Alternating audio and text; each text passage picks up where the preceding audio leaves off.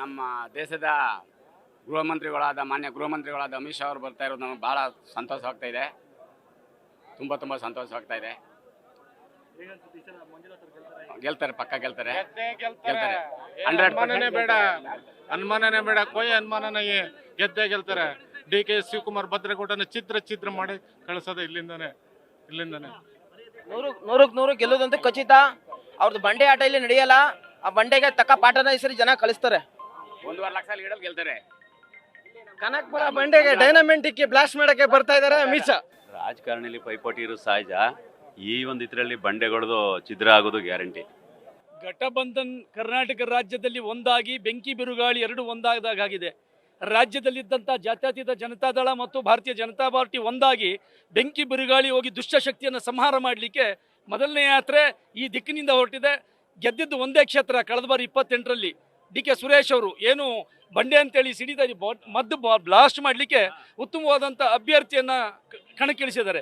ಪ್ರಥಮವಾಗಿ ಚುನಾವಣಾ ಕಣ ಆರಂಭ ಆಗ್ತಾ ಇರತಕ್ಕಂಥ ಯುದ್ಧದ ರಣಕಹಳೆ ಚನ್ನಪಟ್ಟಣದಿಂದ ಆರಂಭ ಆಗಿದೆ. ಬೆಂಗಳೂರು ಗ್ರಾಮಾಂತರದಲ್ಲಿ ಡಾಕ್ಟರ್ ಮಂಜುನಾಥ್ ಅವರು ಅತಿ ಹೆಚ್ಚು ಮತಗಳು 2.5 ಲಕ್ಷಕ್ಕೂ ಹೆಚ್ಚು ಮತಗಳಿಂದ ವಿಜಯಶಾಲಿಯಾಗಿ ಬರ್ತಾರೆ. ಮುಖಭಂಗ DCM DK ಶಿವಕುಮಾರ್ ಅವರಿಗೆ ಇಲ್ಲಿಂದನೇ ಆರಂಭ ಆಗುತ್ತೆ. 28ಗೆಲ್ಲ ನಿಟ್ಟಿನಿಂದ ಅಮಿತ್ ಶಾ ಅವರು ಕೂಡ ಇವತ್ತು ಏನು ಪ್ಯಾಲೇಸ್ ಗ್ರೌಂಡ್ನಲ್ಲಿ ಒಂದು ಉತ್ಸಾಹಿ ಭಾಷಣವನ್ನು ಮಾಡಿ ಬಂದಿದ್ದಾರೆ. ಬಹಳಷ್ಟು ಅಭೂತಪೂರ್ವವಾದ ಜನಬಲ ಇದಕ್ಕೆ ವ್ಯಕ್ತವಾಗ್ತಾ ಇದೆ. ಈ ಸರಿ ಈ ಕ್ಷೇತ್ರದಲ್ಲಿ 2.5 ಲಕ್ಷ ಮತಗಳಿಂದ ಡಾಕ್ಟರ್ ಗೆಲ್ಲಲಿಕ್ಕೆ ಸಾಧ್ಯತೆಗಳು ಬಹಳ ಇದೆ. 2013ರಲ್ಲಿ ನಡೆದಂತಹ ಲೋಕಸಭಾ ಉಪಚುನಾವಣೆಯಲ್ಲಿ ಅವತ್ತು ಗೆದ್ದಿರ್ತಕ್ಕಂತಹ DK ಸುರೇಶ್ ರವರು ನಮ್ಮ CP ಯೋಗೇಶ್ವರ್ ಅವರ ಬೆಂಬಲದಿಂದ ಅಲ್ಲಿಂದ ಈಚೆಗೆ ಅವ್ರು ಮಾಡಿರ್ತಕ್ಕಂಥದ್ದು ಅಭಿವೃದ್ಧಿ ಕೆಲಸ ಅಂತಂದ್ರೆ ಈಗ ಕಳೆದ 2 ತಿಂಗಳ ಈಚೆಗೆ ಕೆಲವೊಂದು ಬಸ್ ಸ್ಟ್ಯಾಂಡ್ಗಳು ಮಾಡಿದ್ ಬಿಟ್ರೆ ಕೆಲವೊಂದು ನೀರಿನ ವಾಟರ್ ಗುಡ್ಡೆ ಸಾಕ್ಷಿ ಗುಡ್ಡೆ ಏನೂ ಇಲ್ಲ ಇವ್ರದ್ದು. ಇವರು 2013ರಲ್ಲಿ ನಮ್ಮ ಯೋಗೇಶ್ವರ್ ಅವರ ಕೃಪಾ ಕಟಾಕ್ಷದಿಂದಲೇ ಗೆಲುವು ಸತ್ಕೊಂಡಿದ್ದಾರೆ. ಕಳೆದ ಬಾರಿ ಕುಮಾರಸ್ವಾಮಿ ಅವರು ಕೃಪಾ ಕಟಾಕ್ಷದಿಂದ ಗೆದ್ದಿದ್ದಾರೆ. ಇವೆರಡೂ ಸೇರಿ ಈ ಬಾರಿ ಅವ್ರನ್ನ ದಿಕ್ಕಾಪಾಲರಾಗಿ ಓಡೋಗೋದ್ರಲ್ಲಿ ಯಾವುದೇ ರೀತಿಯಾದ ಸಂಶಯ ಇಲ್ಲ.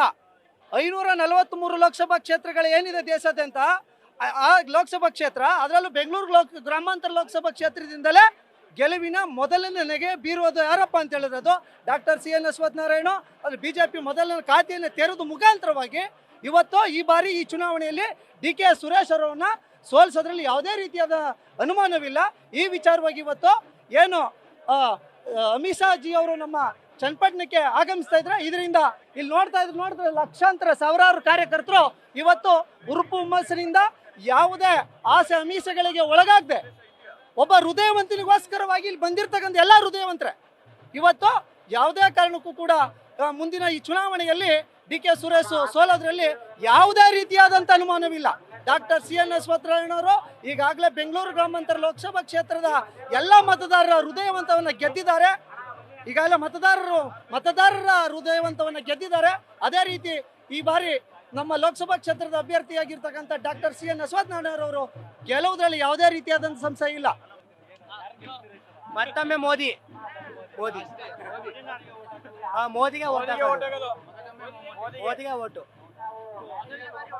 ಈ ಬಾರಿ 400 ಮೀರಿ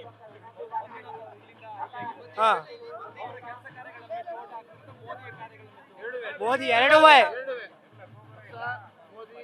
ಮಂಜುನಾಥ್ ಒಂದು ಹೃದಯವಂತ ಡಾಕ್ಟರ್ ಆಗಿ ಬಡಬಗ್ಗರಿಗೆ ನಮ್ಮಂಥವ್ರಿಗೆ ಹೆಲ್ಪ್ ಮಾಡಿದ್ದಾರೆ. ಅದರಿಂದ ಅವರು ಒಳ್ಳೆ ಸುಚಾತ್ರ ಇದೆ. ಯಾವುದೇ ರಾಜಕೀಯ ನಿಲ್ಲೈತೆ ಅವರು ಜನ ಬೆಂಬಲ ಇದೆ ಅವ್ರಿಗೆ. ಆಮೇಲೆ ಮೋದಿ ಅವರು ನಮ್ಮ ಹಿಂದೂ ಧರ್ಮಕ್ಕಾಗಿ ದೇಶದ ಭದ್ರತೆಗಾಗಿ ಹಗಲಿರುಳು ಶ್ರಮಿಸ್ತಾ ಇದ್ದಾರೆ. ಇಲ್ಲಿ ಜಾತೀಯತೆ ಏನಿಲ್ಲ. ಅಲ್ಲಿ ಯಾವ ಧರ್ಮ ಜಾತಿಗಳು ನೋಡಿದೆ ಅವರು ಸರ್ವ ಜನಕ್ಕೂ ಒಳ್ಳೆ ಕೆಲಸ ಮಾಡ್ತಾ ಇದ್ದಾರೆ. ಯಾವುದೋ ಒಂದು ಬಿಟ್ಟಿ ಇಟ್ಕೊಟ್ಟು ಜನಗಳು ಸೋಮಾರಿಗಳು ಮಾಡ್ತಾ ಇಲ್ಲ. ಅವ್ರು ಏನಾದ್ರು ಬರ್ತಾರೆ ಹೋಯ್ತಾರೆ. DK ಹೇಳ್ಕೊಂತ ಏನಿಲ್ಲ, ಹೇಳ್ಕೊಂತ ಕೆಲಸಗಳೇನಿಲ್ಲ. ಭದ್ರತೆ ವಿಷಯ ಇಂಪಾರ್ಟೆಂಟ್. ದೇಶ ಹೊಡಿಗೆ ಹೋಗ್ತದೆ ಇವರು. ಒಂದೇ ಅಲ್ಪಸಂಖ್ಯಾತರು ಓಲೈಸೋದೇ ಜಾಸ್ತಿ ಇರೋದು. ನಮ್ಮ ದೇವಗಳಿಗೆ ಅದ್ರ ಬಗ್ಗೆ ಹೋಗಲ್ಲ. ಮಸೀದಿ ಬಗ್ಗೆ ಏನಾದ್ರು ಆದರೆ ಹೋಯ್ತಾರೆ. ಯಾರೋ ಒಂದು ಮುಸ್ಲಿಮ್ಸ್ ಒಂದು ಅರೆಸ್ಟ್ ಆದ್ರೆ ಅಲ್ಲಿ ಸಡನ್ನಾಗಿ ಹೋಗ್ತಾರೆ. ಅದೇ ಹಿಂದೂ ಕಾರ್ಯಕರ್ತರು ಎಲ್ಲರೂ ಕೇಸಲ್ಲಿ ತಗೊಂಡಲ್ಲಿ ಹಾಕ್ತಾರೆ. ಉದಾಹರಣೆಗೆ ಮಂಡ್ಯ ಹನುಮ ಜಯಂತಿ ಇದು, ಅದು 200 ಚಿಲ್ಲರೆ ಹೋಗಿ ಕೇಸ್ ಹಾಕಿದ್ದಾರಂತೆ 10-15 ವರ್ಷದಿಂದ. ಅದಕ್ಕಾಗಿ ನಾವು ಮತ್ತೊಮ್ಮೆ ಮೋದಿ 400 ಸೀಟು ಬಂದೇ ಬರ್ತದೆ. 100% ನಾವು JDS ಕಾರ್ಯಕರ್ತರು 100% ಮಂಜುನಾಥ್ ಅವ್ರು ಕೆಲಸ ಕೊಡ್ತೀವಿ. ಸುರೇಶ್ ಅವರು ಮಾಡ್ದಂತಲ್ಲ ಮಾಡಿಲ್ಲ. ಡಾಕ್ಟರ್ CN ಮಂಜುನಾಥ್ ಸರ್ ಅವರು ವಿದ್ಯಾವಂತರು, ಸಾವಿರಾರು ಜನಗಳ ಹೃದಯ ಉಳಿಸಿರುವಂಥ ಹೃದಯವಂತರು. 7.5 ಲಕ್ಷ ಜನಗಳನ್ನ ಹೃದಯನ ಇವತ್ತು ಆಡ್ತಾ ಇದೆ ಅಂತ ಅಂದರೆ ಆ ಪುಣ್ಯಾತ್ಮ ಈ ಸಲ ಚನ್ನಪಟ್ಟಣ ತಾಲೂಕಲ್ಲಿ 1.5 ಲಕ್ಷಗಳಿಗಿಂತೂ ಅಧಿಕ ಮತ ತಗೋತಾರೆ.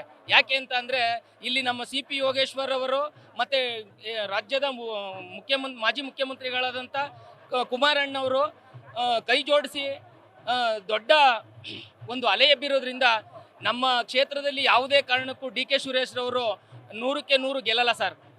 ಸನ್ಮಾನ್ಯ ಶ್ರೀ CN ಮಂಜುನಾಥ್ ರವರ ಗೆಲುವು 100ಕ್ಕೆ 100 ಖಚಿತ ಸರ್. ನಮ್ಮ ಚನ್ನಪಟ್ಟಣ ತಾಲೂಕಲ್ಲಿ ಗೆಲ್ಲುವುದಂತೂ ಖಚಿತ.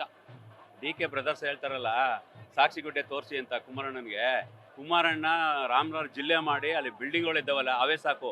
ಇವ್ರು ಮಾಡಿರೋದೇನು MP ಆಗಿ 10 ವರ್ಷ ಏನು ಮಾಡಿದಾರೋ, ನರೇಗಾದಲ್ಲಿ ಕೊಟ್ಟಿಗೆ ಕಟ್ಟಿಸಿ ಅಲ್ಲಿ ಕಾಲುವೆ ತೋಡಿ ಇವೆರಡು ಬಿಟ್ರೆ ಇನ್ನೇನು ಇಲ್ಲ. ಅವರು 10 ವರ್ಷದ ಏನೂ ಇಲ್ಲ. ಸಾಕ್ಷಿಗುಡ್ಡೆ ಅವರು ಹೇಳ್ತಾರೆ ಅಷ್ಟೇ ಸುಮ್ಮನೆ ಬಾಯಿಲಿ. ಸರ್ ಹೃದಯವಂತರು ಇಲ್ಲಿ ಈ ಕ್ಷೇತ್ರದಲ್ಲಿ ಬೆಂಗಳೂರು ಗ್ರಾಮಾಂತರದಲ್ಲಿ ಈಗ ಏನು ಓಡ್ತೈತೆ ಅಂದ್ರೆ ಟ್ರೆಂಡು ಡಾಕ್ಟರ್ ಬೇಕಾ ಡಕಾಯಿತ ಬೇಕಾ ಅಂತಾನೆ ಟ್ರೆಂಡ್ ಓಡ್ತಾ ಇರೋದು ಇಲ್ಲಿ. ಏನು ಮೊನ್ನೆ ದಿನ ನಾಮಿನೇಷನ್ ದಿನ ಸ್ವಾಭಿಮಾನ ಅಂತ ಎತ್ತಿದ್ದಾರೆ DK ಸುರೇಶ್.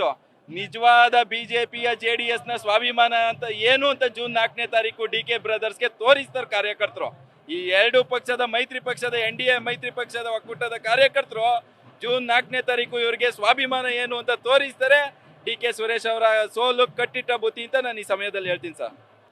ಈ ಬಾರಿ 400 ಪಾರ್ ಮೋದಿಯವ್ರ ಕ್ಯಾಬಿನೆಟ್ಗೆ ಬೆಂಗಳೂರು ಗ್ರಾಮಾಂತರದಿಂದ ನಾವು ಹೃದಯವಂತ ಅತ್ಯಂತ ಅದ್ಭುತ 400 ಜಾಸ್ತಿಯಲ್ಲಿ ನಮ್ಮದು ಒಂದು ಕ್ಯಾಂಡಿಡೇಟ್ನ ಈ ಬಾರಿ ಆರೋಗ್ಯ ಮಂತ್ರಿಯಾಗಿ ನಾವು ಬೆಂಗಳೂರು ಗ್ರಾಮಾಂತರದಿಂದ ಕಳಿಸ್ಕೊಡ್ಬೇಕು ಅಂತ ಎಲ್ಲ BJP ಮತ್ತು JDS ಕಾರ್ಯಕರ್ತರು ಶಪಥ ಮಾಡಿದೀವಿ ಸರ್. DK ಸುರೇಶ್ ಮಾಡಿದ್ರೆ DK ಸುರೇಶ್ ಅವರು ಈ ಕಳೆದ 1 ತಿಂಗಳಿಂದ ಕೆಲಸ ಮಾಡ್ತಾವ್ರೆ. ಏನ್ ಕೆಲಸ ಮಾಡ್ತಾವ್ರೆ ಅಂದ್ರೆ ಕುಕ್ಕರ್ ಹಂಚೋದು ಸೀರೆ ಹಂಚೋ ಕೆಲಸ ಮಾಡ್ತಾವ್ರೆ ಅಷ್ಟೇ ಬಿಟ್ಟು ಈ 11 ವರ್ಷದಲ್ಲಿ ಅವ್ರು ಏನೂ ಕೆಲಸ ಮಾಡಿಲ್ಲ ಸರ್. ಈ 1 ತಿಂಗಳಿಂದ ಕುಕ್ಕರ್ ಹಂಚ್ಕೊಂಡು ಸೀರೆ ಹಂಚ್ಕೊಂಡು ಕೆಲಸ ಮಾಡ್ತಾವ್ರೆ ಅಷ್ಟೇ. DK ಸುರೇಶ್ ಅವ್ರು ಕೆಲಸ ಮಾಡಿದ್ರೆ ಅವ್ರು ಈ ತರ ಕ್ಯಾನ್ವಸ್ಗೆ ಬರುವಂತ ಅವಶ್ಯಕತೆ ಇರ್ತಾರಲ್ಲ ಸರ್. ಕಾರ್ಯಕರ್ತರೆ ಅವ್ರನ್ನ ಗೆಲ್ಸಿ ಕೇಂದ್ರ ಕಳಿಸ್ತಾ ಇದ್ರು ಸರ್. ಹಾಗಾಗಿ DK ಸುರೇಶ್ ಯಾವುದೇ ರೀತಿ ಕೆಲಸ ಮಾಡ್ಲಿಲ್ಲ. ಈ ಬಾರಿ ಮಂಜುನಾಥ್ ಅವ್ರಿಗೆ MP ಮಾಡಿ ನಾವು ಕೇಂದ್ರ ಕಳಿಸ್ತೀವಿ ಅಂತ ಕಾರ್ಯಕರ್ತರು ಶಪಥ ಮಾಡಿದೀವಿ ಸರ್. ನ್ಯೂಸ್ ಫಸ್ಟ್ ನಿರ್ಭೀತಿಯಿಂದ ನಿಮ್ಮ ಪರವಾಗಿ.